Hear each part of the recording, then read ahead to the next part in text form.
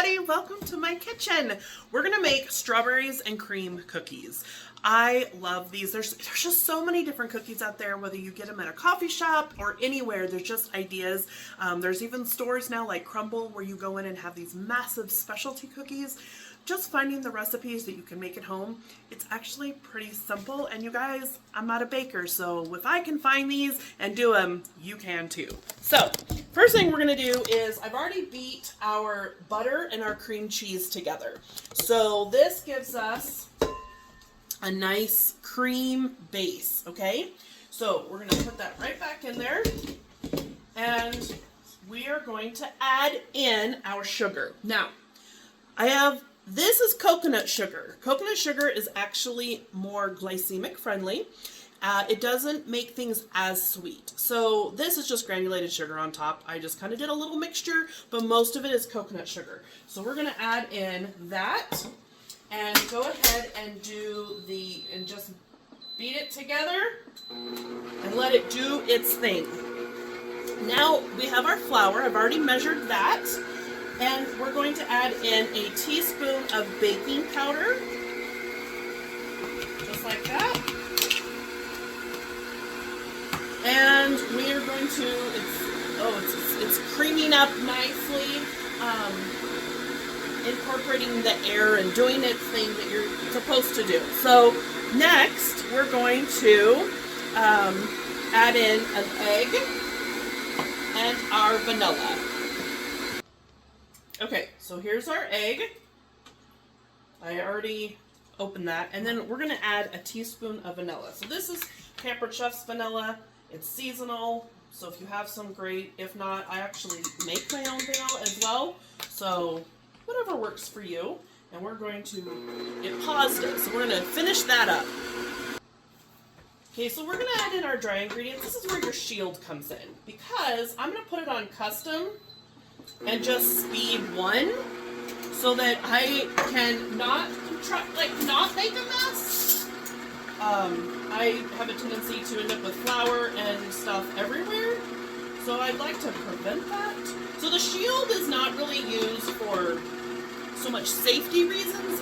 I mean, don't stick your fingers in there, but it's more used for this type of thing, so that you don't have to make a mess and clean up flour all over the kitchen. Not that I've ever done that. So now we're going to take freeze-dried strawberries, and we're going to take 3 cups of it, but separated, so only 2 cups. And we want some big chunks to remain, so I am simply going to crush up just a little bit of it, because you still want some big pieces, but not a ton. So I'm just taking the mix and chop. That's what that's good for. Alright, so now we're going to take this off, and we're going to add in our strawberries. Now, because I use coconut sugar, the batter is more brown. It would not have been this brown if I would have used regular sugar. So if the color matters to you, then obviously don't use coconut sugar. But coconut sugar does look, it's more brown, so it does change the color. So we're going to put this back on, and I'm just going to stir this until it's incorporated.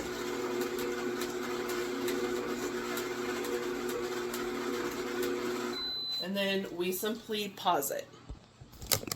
So now we're going to cover it, put it in the fridge for about an hour.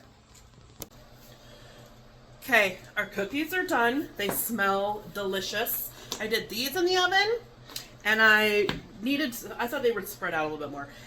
So I did a little modular pan in the oven, and then I did this one in the air fryer. And so they all look the same, right? So now what we're going to do is we're going to take 1 cup of our freeze-dried strawberries, and we're going to use our twist and chop.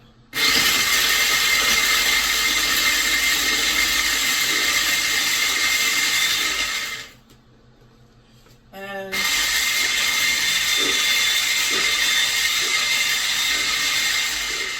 turn it into a powder. Woo. Okay. And then we're going to take this, and we're just going to, it says you just sprinkle it on top, just like that. And you can serve these at room temperature.